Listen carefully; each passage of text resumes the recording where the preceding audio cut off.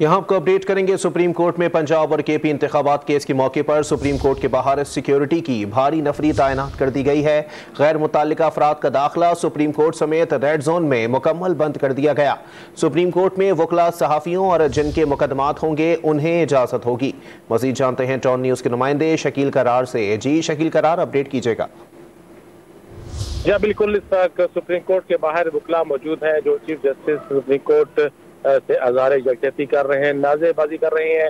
उससे कबल सिक्योरिटी के इंतजाम इंतहाई सख्त रखे गए थे और जो दाखिल से रेड जोन को उनको तकरीबन सील किया गया था। पुलिस की भारी नफरी तैनात है, तकरीबन 700 के करीब एहलकार मुख्तलिफ जगहों पर तैनात है और एसपी और रेंजर्स के पास जो है वो तैनात है। यहाँ सुप्रीम कोर्ट के अंदर तैनात है, जबकि जो दाखिल रास्ते हैं रेड जोन के, यहाँ पर इस वक्त सूरत यह है कि लंबी कतारें लगी हैं गाड़ियों की और आम अफराद जो है वो सैलीन या दीगर कामों के लिए आने वाले अफराद जो है वो स्टक हो चुके हैं चारों तरफ से।